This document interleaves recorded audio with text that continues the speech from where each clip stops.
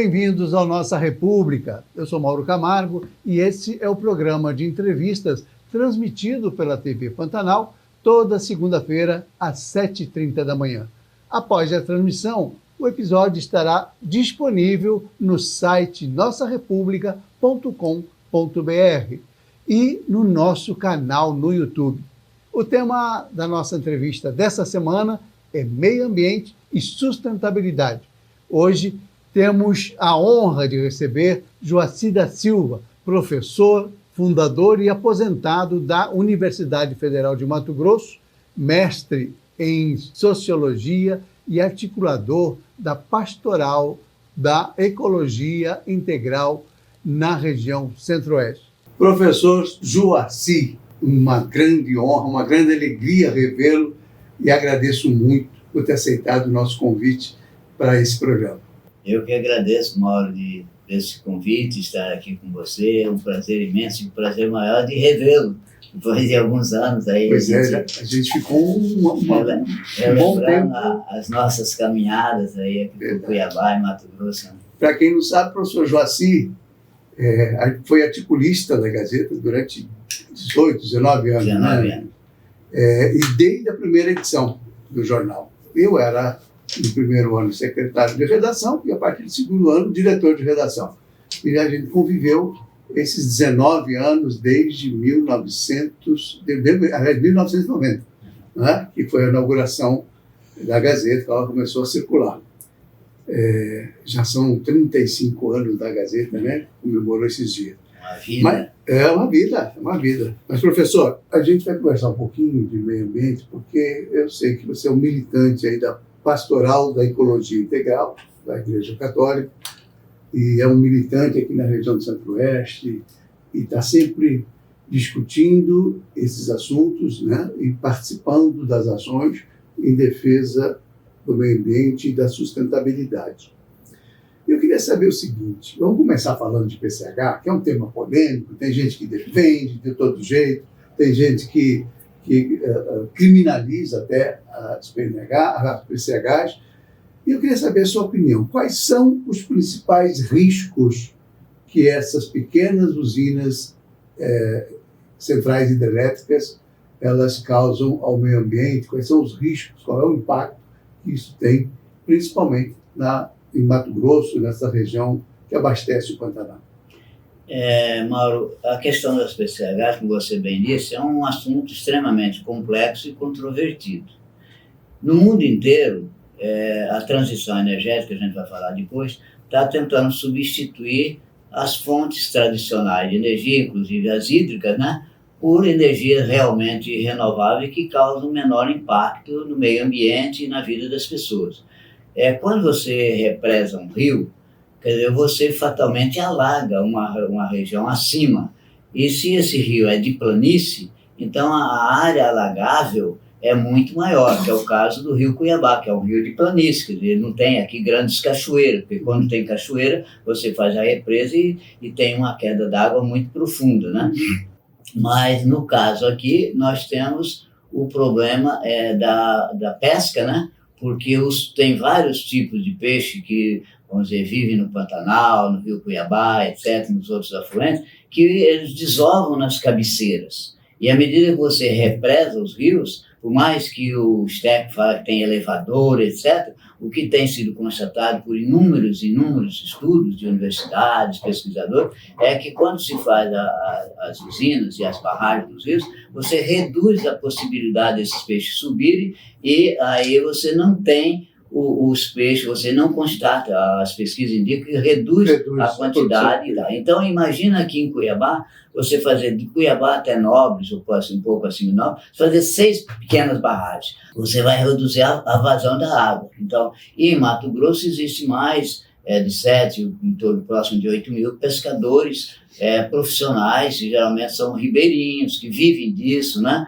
E essas barragens vão dificultar a vida do pescador, e vai dificultar também a vida da ictiologia, né, da reprodução dos peixes. Então não dá para afirmar que elas contribuem de alguma maneira, produzem energia limpa, que não tem muito impacto, que contribuem para o desenvolvimento sustentável? Dá para fazer essa afirmação com esse tipo de problema que causa? Eu acho, na minha opinião, não. Quer dizer, por quê? Porque você pode, como vão dizer todos os estudos indicam, que esse grupo que quer construir 6 barragens, no caso do Rio Cuiabá, essas 6 vão gerar 6 em conjunto, 154 kVA, quilowatt-hora. Muito bem. Isso aí pode ser substituído por 1.000, 1.100, 1.200 hectares com usina solar. Quer dizer, então você compara 6, então, por exemplo, Distrito da Guia, Corizal, um monte de gente que mora nas beiras do Rio Cuiabá e desses afluentes, vão perder as suas terras, vamos dizer, as suas tradições, que são comunidades, muitas vezes, centenárias, vai passando de pai para filho, etc. Quer dizer, tudo isso aí são impactos negativos. Então, hoje, realmente, vamos dizer, em muitos países, eles estão aumentando a capacidade de gerar energia por energia eólica, que é do vento. Mato Grosso não tem muito, a não ser no Planalto, aí de lá para Sapezal, a subir na serra, né? E na região costeira. Quer dizer, então aqui nós, em Mato Grosso, e todo o Centro-Oeste, mas principalmente Mato Grosso, nós somos um paraíso, nós temos o sol de graça, apesar de muita gente querer taxar, né, cobrar imposto do sol, né, quer dizer, então isso aí já é outro departamento. Mas eu acredito assim, aí você tem um outro dado, é o seguinte, Mar, porque esses grupos econômicos poderosos, eles estão cercando todo o Pantanal. Então, todos os rios que formam o Pantanal, então vale dizer, o Pantanal não tem nascente. O Pantanal recebe água de todos os rios, Rio Jauru, Rio Paraguai, Rio Cuiabá, Rio Seputuba, Rio Vermelho, Rio São Lourenço, Rio Piqueri, Rio Miranda e assim por diante. Então, à medida que você faz essas barragens, você reduz a vazão, porque essa água vai ficar reservada nesses grandes lagos, né? Vamos chamar igual o Lago do Manso. Então, aí você vai ter, como hoje, todo mundo falava do Lago do Manso. Muito bem, o Lago do Manso, entre aspas, equilibrou o problema das enchentes, etc. Mas, em contraposição, secou o Rio Cuiabá, porque você chega porque a quantidade de água que as usinas liberam, as represas liberam para o rio são poucas. Então, você vamos dizer... Reduz. Não secou é um exagero, né, professor? Mas reduz um pouco reduz do bastante. Quer dizer, por exemplo, antigamente você tinha normalmente o Rio Cuiabá com 2, 3 metros de calado. Hoje você, em determinadas épocas do ano, você atravessa a pé. O Rio Paraguai é a mesma coisa. Isso não é, vamos dizer, ilusão. Você basta procurar os jornais e você identifica. Mas você vai secar. Então, isso é o impacto. Deixa eu lhe perguntar uma coisa. Não, eu não tenho dúvida que causa impacto mesmo, né?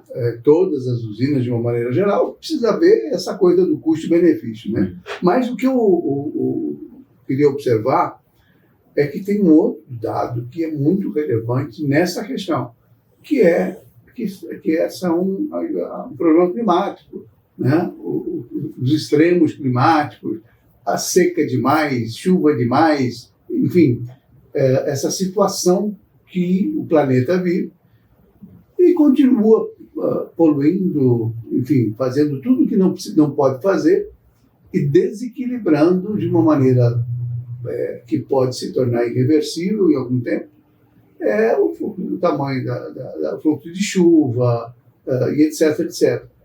E isso afeta, claro, naturalmente. A gente viu o Pantanal no ano passado, o ano passado sofreu muito com isso, né? Quer dizer, as baías ficaram quase secas. Deu uma enchida.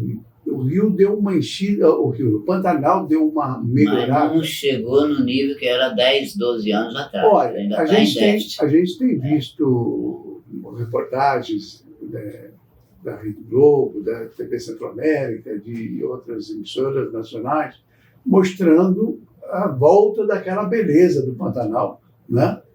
Que a água avança sobre estradas, aqueles caminhos, baías, etc. Então tem uma situação nova. Mas a questão climática é importante e, numa situação como essa, deve agravar muito, né, a situação desses mananciais. E nós temos aí, Mauro, outro problema que é sério. Então, vamos dizer, o investimento que esses grupos fazem em energia hídrica é um investimento de alto risco, porque a gente tem visto no passado, recente, e está se repetindo, constantes secas prolongadas. Tanto é que você viu o problema em São Paulo, a represa das Três Marias quase que secou, todos aqueles reservatórios de água em São Paulo, exatamente, e também inclusive represa no Amazonas, né, na Amazônia, tal. Então o que acontece?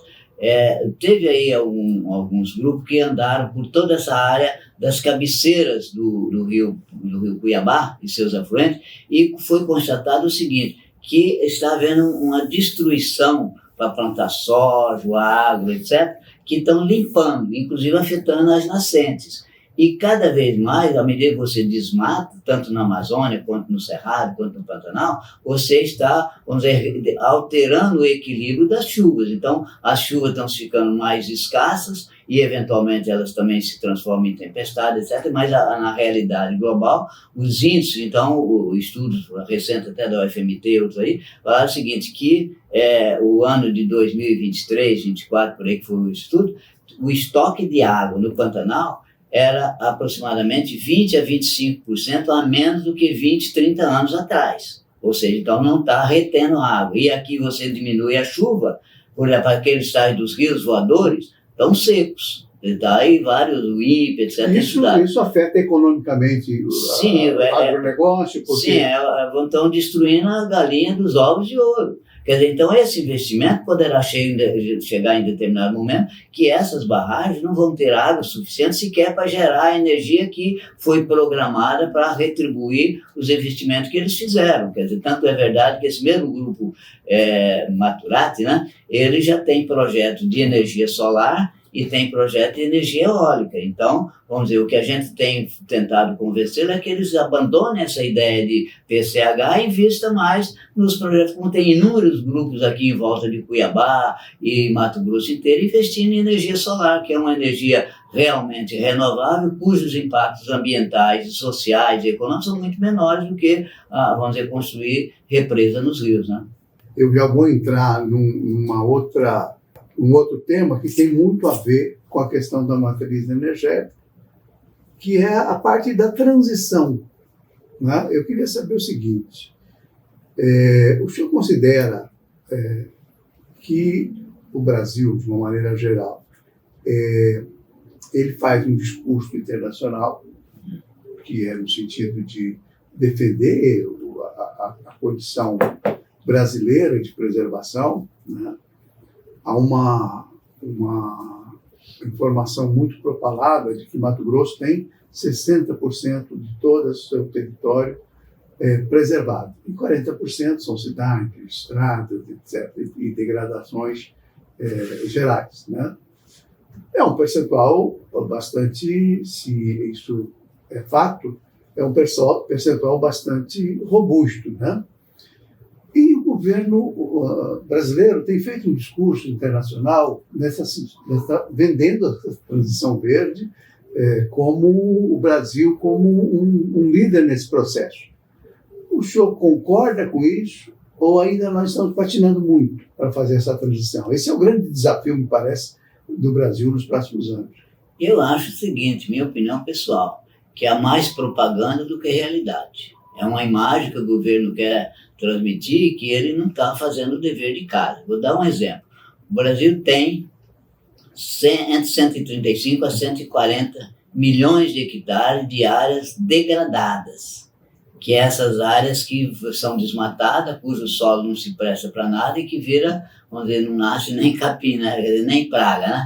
E o governo se comprometeu no Acordo de Paris a recuperar 12 milhões dessas áreas, ou seja, 10%. E do total, o governo só recuperou 78 mil hectares, que representa 0,68%. Ou seja, nós temos mais área degradada do que ocupada pela agricultura. Da pecuária, 60% das pastagens da pecuária brasileira são áreas degradadas. Nós temos, por exemplo, na questão do saneamento. Quer dizer, praticamente mais de 50% das famílias brasileiras não têm acesso a sequer coleta de esgoto. e desse esgoto coletado, apenas 20 e pouco por cento é tratado. Ou seja, Cuiabá é um exemplo, Várzea Grande é outro exemplo. Quer dizer, então, nós estamos, os 27 córregos que tinha aqui em Cuiabá se transformaram não são córregos, são esgoto a céu aberto, com exceção da prainha que foi coberto, né? Continua esgoto, mas não é a céu aberto. Não é a céu aberto. Aí você vê um outro dado. O governo se comprometeu com desmatamento zero.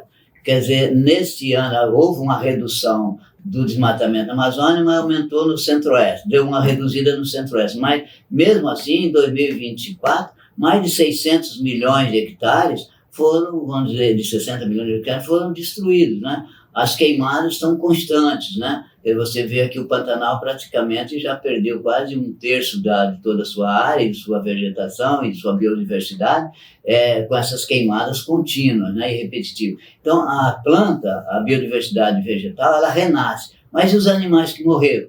Nós temos vários tipos de espécies de animais que estão em processo de extinção. Quer dizer, então você vê, nós vamos sediar a COP, que eu até escrevi um artigo, saiu aí agora no final de semana, que chama assim, o ufanismo da COP30. Quer dizer, que é todo investimento. Então, Belém tem menos de 3% de esgoto coletado. Quer dizer, Pará é o campeão do desmatamento e das queimadas. Quer dizer, então eu acredito que tem muita manipulação. Um outro dado, 75% da emissão de gás de efeito estufa no mundo é produzido pelos combustíveis fósseis, que é petróleo, gás natural e carvão. Muito bem.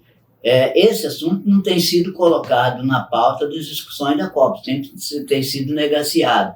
E o que acontece? Aí vem o próprio governo atual, Lula, ele é contraditório. Enquanto ele faz um discurso para o mundo assim, ambientalista, que vai ser o campeão da sustentabilidade, o governo brasileiro passou a aderir à OPEP, que é a Organização dos Países Produtores de Petróleo. E ele está forçando, vamos dizer, e agora o IBAMA, depois de muita pressão, concedeu a licença para fazer pesquisa e depois exploração vamos dizer, na margem do rio Amazonas e toda a região setentrional vamos dizer, do Maranhão, Piauí, Ceará, etc. Então, essas coisas que então, os ambientalistas, eles têm denunciado que tem muita propaganda e a realidade é bem diversa. Aí vem o outro dado, só para você ver aí nessa transição energética. Nós temos existem no mundo duas matrizes, o povo mistura. Você tem a matriz energética, que é o global, e você tem a matriz elétrica, que é o parcial.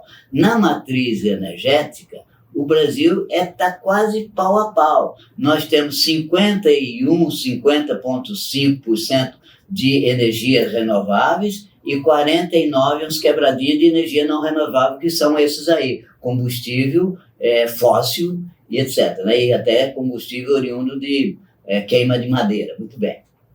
Na matriz elétrica, aí sim, o Brasil vamos dizer, sustentável, porque a energia hídrica é quase metade da eletricidade gerada, mas nós estamos aí com uma série de problemas em termos de geração, de qualidade, de preço. Então, você vê, hoje a energia solar, ela é privilégio de camada alta e média alta. A pobreza que vive na periferia, quer dizer, ela não tem acesso à energia solar.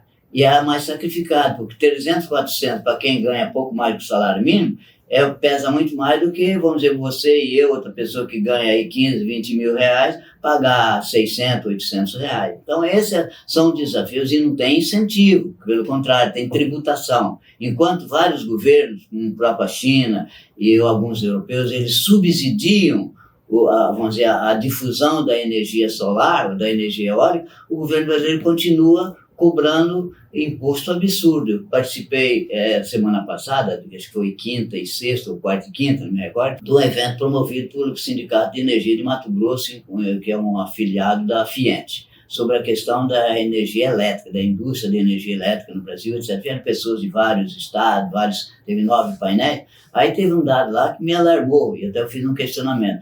Um conferencista falou que de 2000 a 2022 ou 2023, o custo da energia, para o setor industrial, mas representa para todo mundo, inclusive para a população, para a residência, aumentou 1.104%.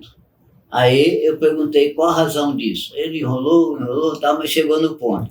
Falou que isso aí é o seguinte: 1/3 de tudo que você paga da conta de energia é imposto, principalmente ICMS. Então eu digo o seguinte: por que o governo não retira um pouco desse ICMS que cobra da conta de energia e não estimula o uso da energia pelas camadas populares? Aí você estaria fazendo realmente vamos dizer, a transição energética, porque a questão do clima, Mauro, ela é democrática, entre aspas, porque uma coisa é você e eu, na nossa casa, aguentar com temperatura de 40, 45 graus com ar-condicionado, como nós estamos aqui. Outra coisa é o pessoal que vive na periferia, que não tem dinheiro sequer para comprar um ventilador. O 40 graus para eles é muito diferente do que o 40 graus para nós. Professor, a gente falou bastante da PCH, falamos da transição energética, da ausência de investimentos públicos nessa área de energia solar, né? A gente tem bons exemplos aqui, empresariais. Vou dar um exemplo. A Federação das Indústrias mantém instituições de ensino, como o SESI Escola, né? Que, aliás, é uma escola de referência, que a gente tem que respeitar, né? Atende muito bem. Tanto é que o atual presidente foi ex-aluno do Senai. Né? E aí o que acontece? Eles transformaram o estacionamento da escola, que é gigantesco, numa imensa usina de energia solar. Então, a cobertura toda é energia solar.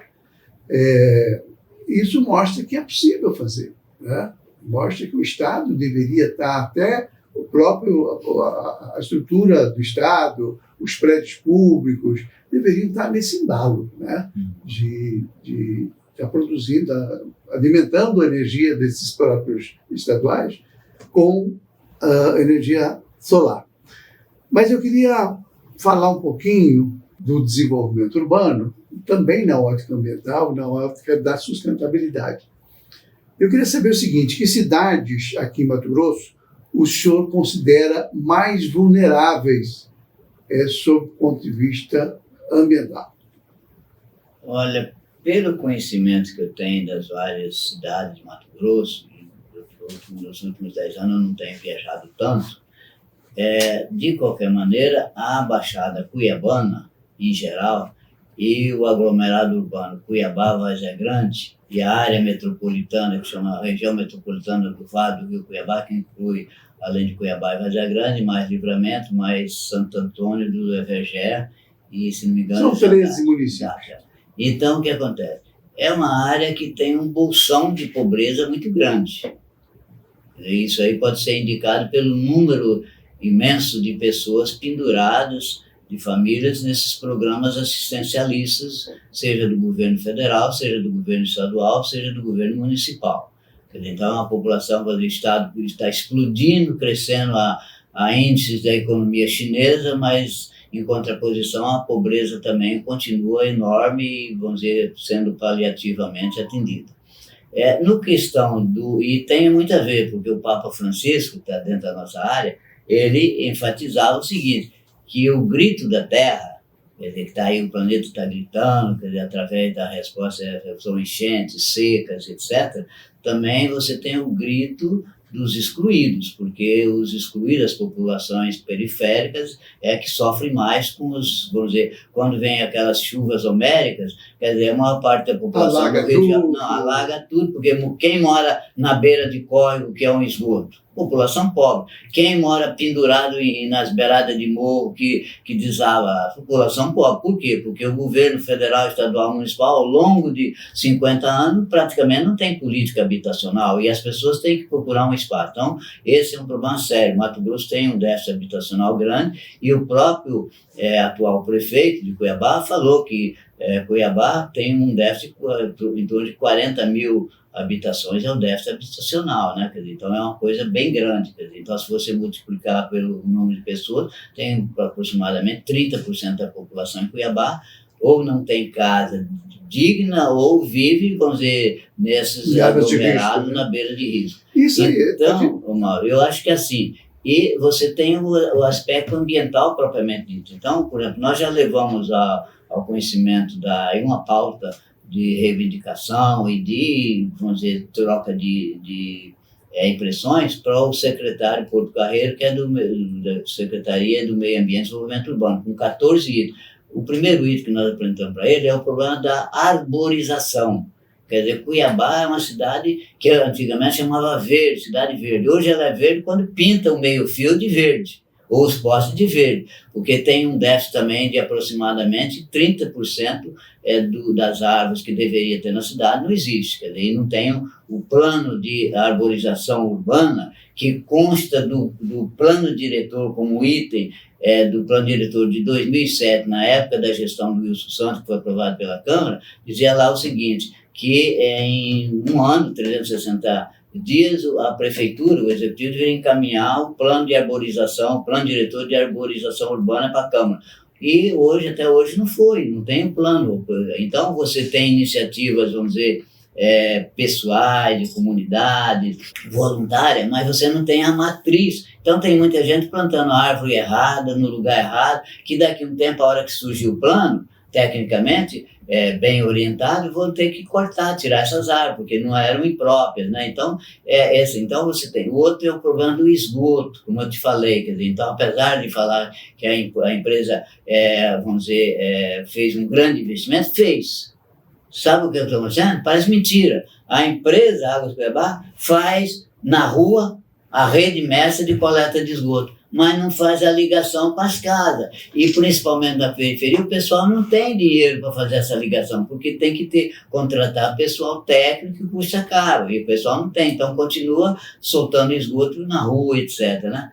Você vê os córregos, Mauro, o Ministério Público Estadual, há alguns anos, fez um estudo que chamava Águas do Futuro. A constatação do Ministério Público, dos 28 córregos, todos, inclusive o próprio rio Cuxipó, estão se transformando em esgoto. Quer dizer, você vai... Essa é uma situação, me parece que, assim, faz parte do processo histórico, né, do crescimento da cidade ao longo dos anos, e a ausência absoluta de planejamento com foco na questão ambiental. Porque até, vamos dizer, 50 anos atrás, não existia essa consciência na sociedade que era preciso preservar, não existia o conceito de sustentabilidade, né? O córrego da Painha é o exemplo mais absurdo, né?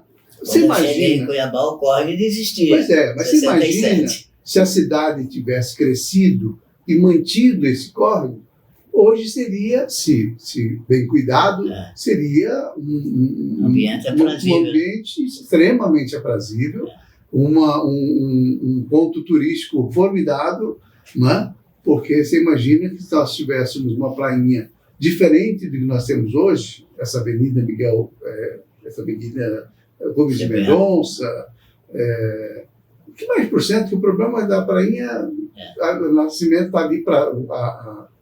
Tem várias nascentes. E ela começa a ser coberta, a gente consegue ver ali de um pedaço do hospital, do hospital ortopédico e tal, você consegue ver. E a água correndo, né? Mas é uma coisa... Não é água, é esgoto. É esgoto, né? Aliás, todos os córregos aqui, é isso que você falou mesmo. Então, tem uma falta de planejamento que vem de muito tempo atrás, né? Você teve aqui só um momento...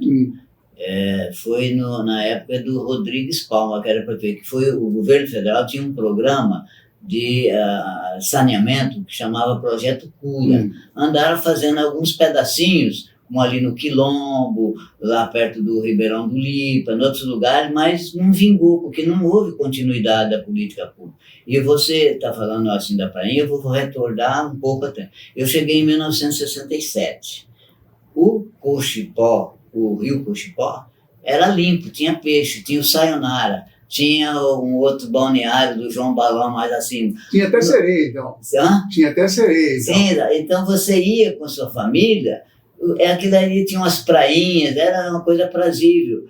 Hoje, quem que se dispõe a tomar banho? No rio Cuiabá, a mesma coisa. Você lembra, eu não lembro o nome, do outro lado do rio tinha um clube.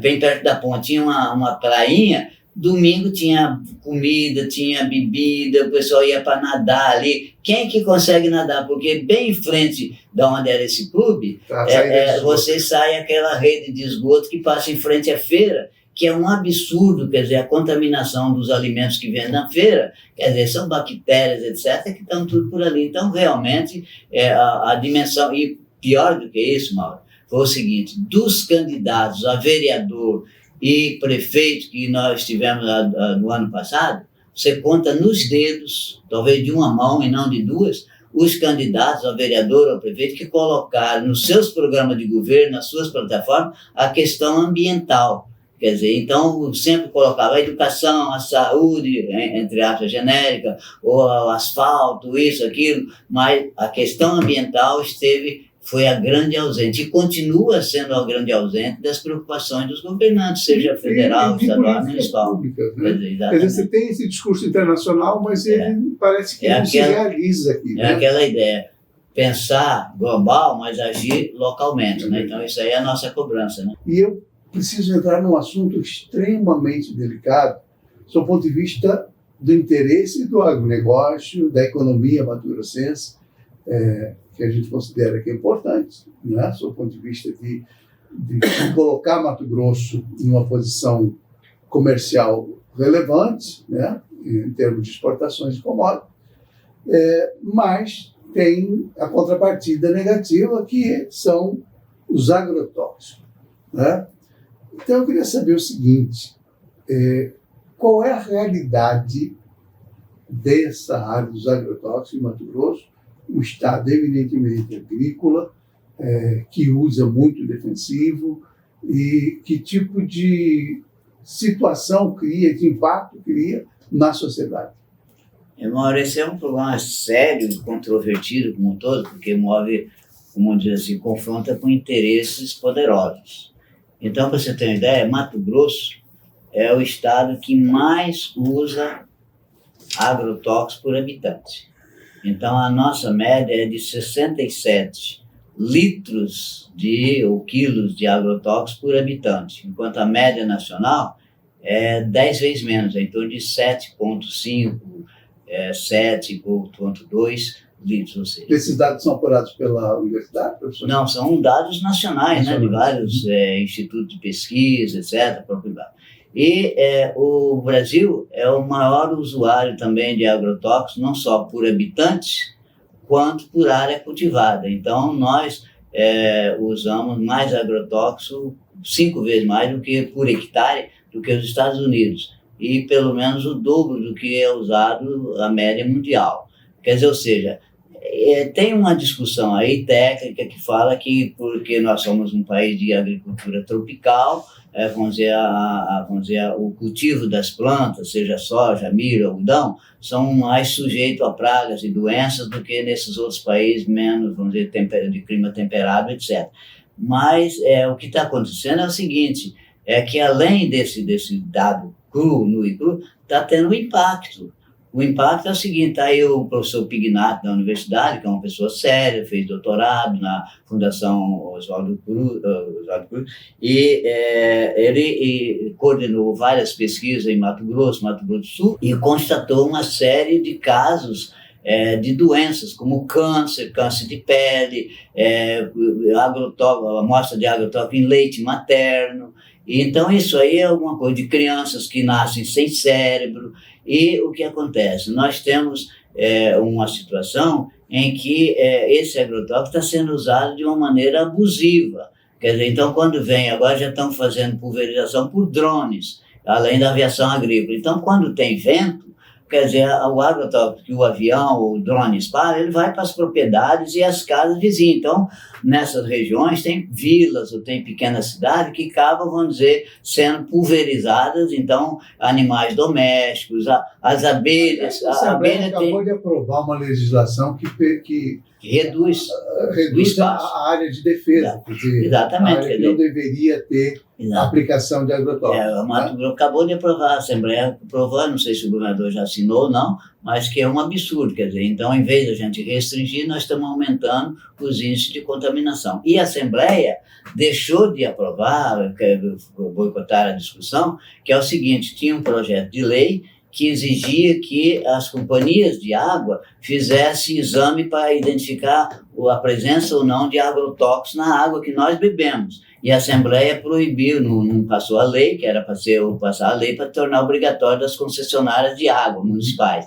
E então nós não sabemos, porque você sabe, quando faz o exame da água, você encontra lá excesso de coliformes fecais, que é esgoto, excesso de vamos dizer, contaminantes químicos, hospitalares, etc. E por que não fazer também essa análise para identificar, porque tem uma série de agrotóxicos, de produtos químicos, que são cancerígenos, dá problemas estomacais e assim por diante. Quer dizer, então, realmente, o custo, vamos dizer, então, esse pessoal que produz, vamos dizer, os barões aí do agronegócio, eles gostam de falar que nós alimentamos o mundo, mas ninguém olha o outro lado. Quer dizer, então, nós temos que realmente colocar as cartas na mesa. Quer dizer, então, e tem, vamos dizer, vários componentes dos agrotóxicos do Brasil, inclusive contrabandeados, que são proibidos em vários países, na União Europeia, mesmo nos Estados Unidos, etc. Então, existe um discurso falando assim, quem é contra o agrotóxico está fazendo o jogo dos nossos competidores. Você já ouviu isso aí? Não é bem assim. Nós queremos a saúde, quer dizer, produzir é bom, é necessário, é importante, mas produzir com sustentabilidade, que respeite, vamos dizer, a natureza, e também com responsabilidade social e humana, porque você não pode produzir algo que venha, vamos dizer, a contaminar. Então, você encontra, muitas vezes, em frutas, com quantidade, frutas, verdura, hortaliça, quantidade excessiva de agrotóxicos que, ao serem examinados em laboratório, constatam que aquilo está acima do que é permitido, seja por lei ou seja pelas condições de saúde. Né? Professor, quais seriam as alternativas agroecológicas para essa questão, o agronegócio chama de defensivos da agrícola, com a visão de que é um remédio para as plantas, né? Um tratamento para as plantas? Vamos dizer, a alternativa, a solução existe. É a agroecologia, que é a agricultura orgânica, você produzir sem o uso de agrotóxicos. Então, já tem vários países que, por exemplo... Vamos só colocar aqui, porque o Mato Grosso é um gigante, né, na produção. Não é? Eu imagino assim, qual é uma produtividade em todas as culturas, seja soja, seja milho, seja algodão, né? Tem uma produtividade alta e muito por conta, não é só por conta do solo tratado, não é só por conta do clima que ainda é escorretivo e tal, e o clima adequado, quer dizer, permite até 3 safras por ano, mas também tem a questão voltada para esse problema. Como é que você vai usar produto orgânico que reduz a qualidade do produto e reduz a produtividade? Então, assim, eu estou questionando, porque essa é uma situação que a gente vive um dilema mesmo, né? Tem que produzir muito, tem que ampliar a produtividade para não avançar na exploração da terra, enfim, e ao mesmo tempo você tem essa discussão. Porque uma coisa é você trabalhar a agroecologia em pequenas áreas, né?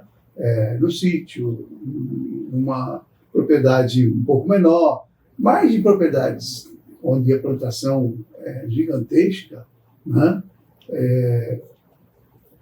É viável isso? Não mudaria o status de Mato Grosso no sentido... Eu acho assim... Acho assim, Mauro, que nós temos que colocar os parâmetros. Será que nós temos que crescer, vamos dizer, destruindo o meio ambiente? Será que nós temos que aumentar o lucro desses grandes conglomerados econômicos, prejudicando a saúde humana?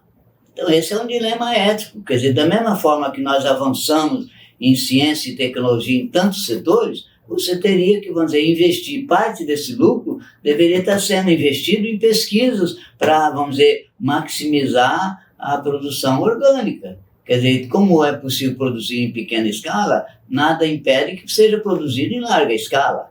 Quer dizer, então, da mesma forma, por exemplo, já tem aqui em Mato Grosso algumas empresas, aí, eu participei de um fórum também aqui em Cuiabá, uns 2 anos atrás, de uma empresa que estava produzindo, vamos dizer, insumos biológicos, quer dizer, como em vez de combater com agrotóxico, combatia com, vamos dizer, outro tipo de lagartinha, etc., que comia aquelas lagartas que destroem a planta, etc., né? Então, as alternativas existem, agora tem que investir. Agora, o que acontece é o seguinte, muitos desses grupos, eles aguardam apenas os investimentos públicos em pesquisa, desenvolvimento, etc. Então, tem que investir coletivamente, tanto é de responsabilidade do governo, mas principalmente também dos empresários, porque eles estão tendo lucros assim fantásticos, né? Então, assim, vamos dizer, acumulando capital, patrimônio, etc. Então, eles têm uma responsabilidade social e humana também em relação ao que eles estão fazendo. Quer dizer, a mesma coisa de você produzir, vamos dizer, a indústria X, que usa determinado produto que seja cancerígeno. Ela não pode dar um lucro, mas ela não pode fazer isso, né? Quer dizer, o caso de, vamos dizer, da indústria de panificação, com ciclamatos, etc. O problema também das indústrias que provocam, vamos dizer, obesidade, com muito açúcar, provoca doenças cardíacas, com muito sal. Ou seja, então, nós temos na dimensão ambiental, nós temos um tripé. Eu gosto de trabalhar com triângulo, sou maçom, mas trabalho com triângulo. Então, o que é? Nós temos na base a população dispersa, desorganizada, que tem que passar por um processo de educação ambiental. Mas nós temos no outro vértice do triângulo, nós temos a responsabilidade do governo. Quer dizer, o governo tem responsabilidade de regular, de estimular, de fiscalizar, etc. E na outra vértice do triângulo, nós temos os empresários. O empresário não pode vamos dizer, se omitir com respeito à questão ambiental. Quer dizer, então, em todas as dimensões, seja ele produtor industrial, seja ele produtor agro, seja ele, vamos dizer, do setor de comércio, serviço e transporte, né? Então, é por aí que eu vejo, vamos dizer, o questionamento. Porque nós estamos num barco.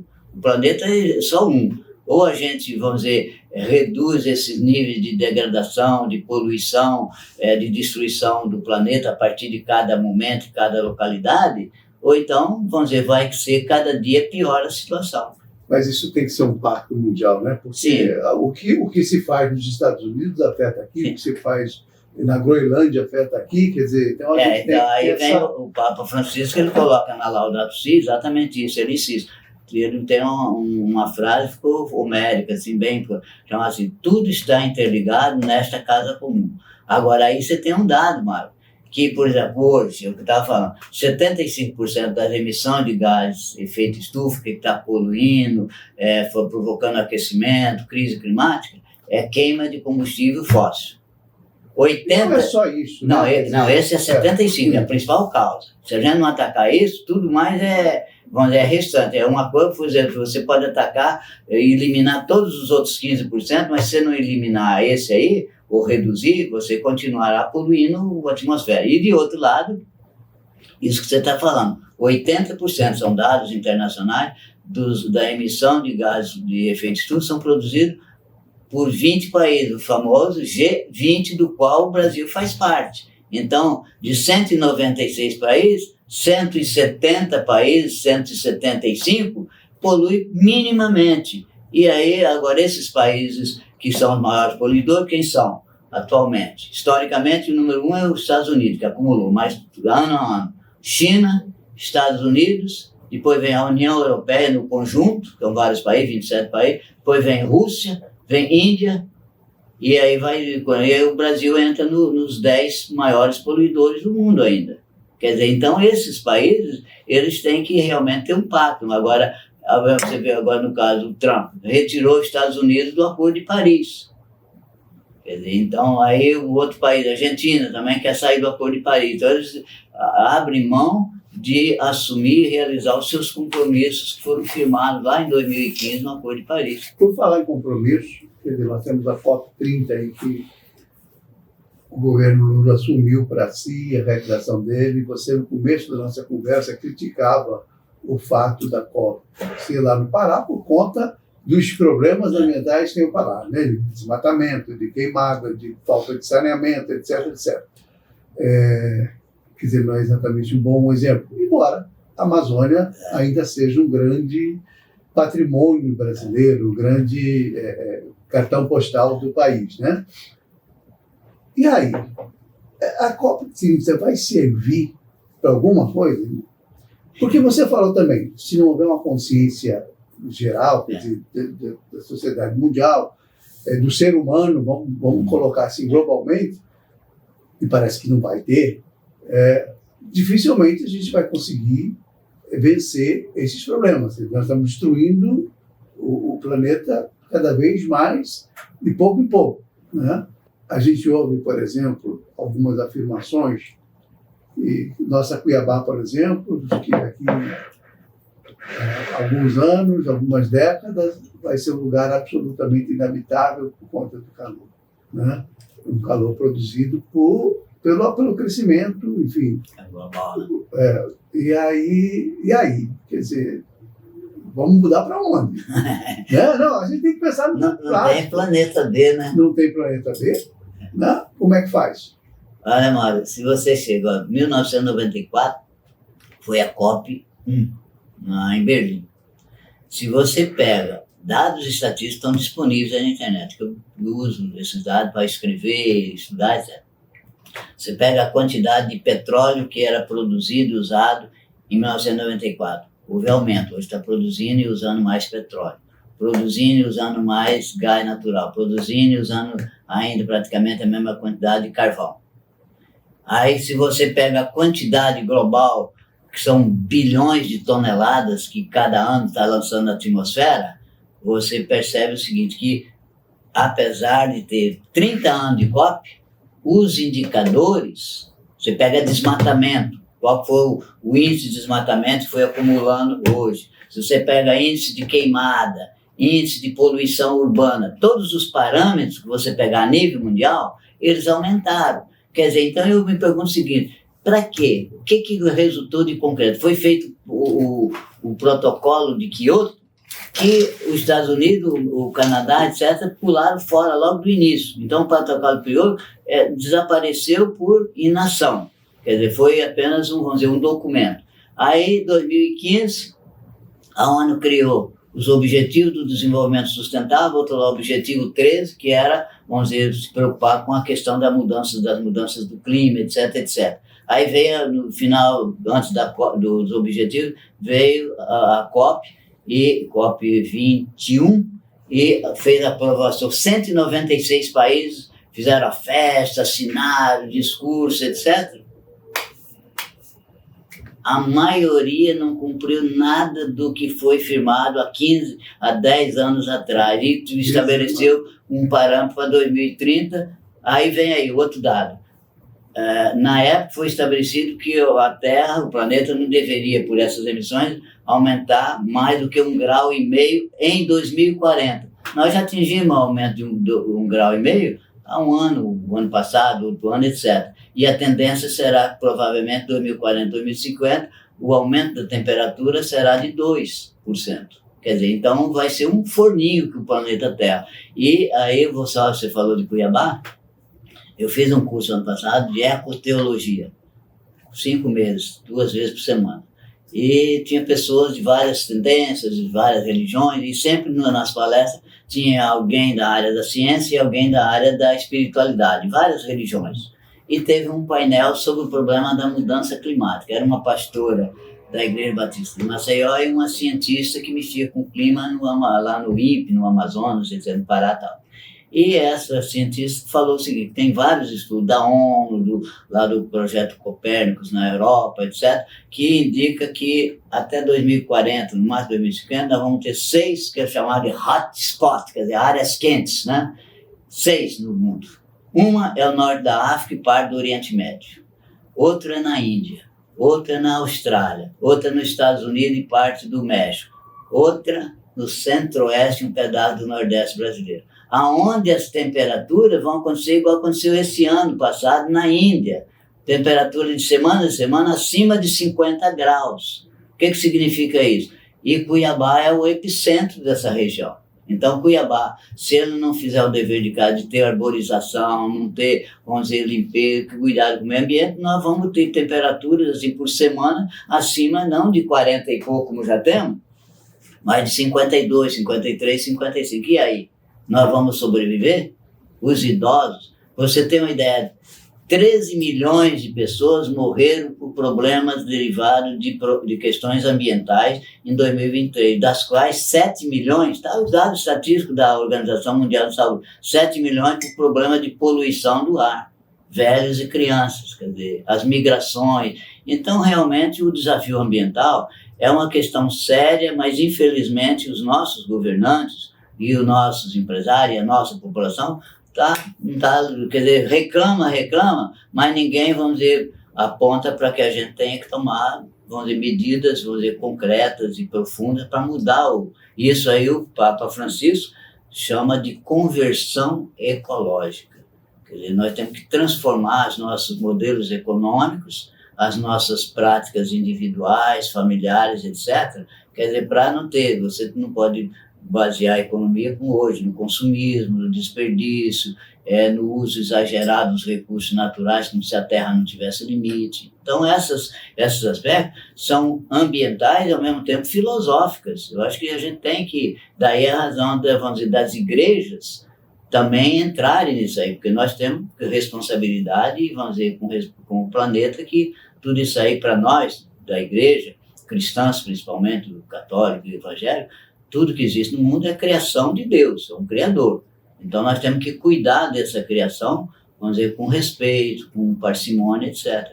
Tanto é que esse ano, a campanha da fraternidade da CNBB do Brasil foi Fraternidade e Ecologia Integral. Então, essa discussão foi feita em mais de 12 mil paróquias, mais de 400 mil comunidades, Brasil afora, para a gente despertar para essa dimensão ecológica que é profunda, né? Professor, agradeço muito a sua presença.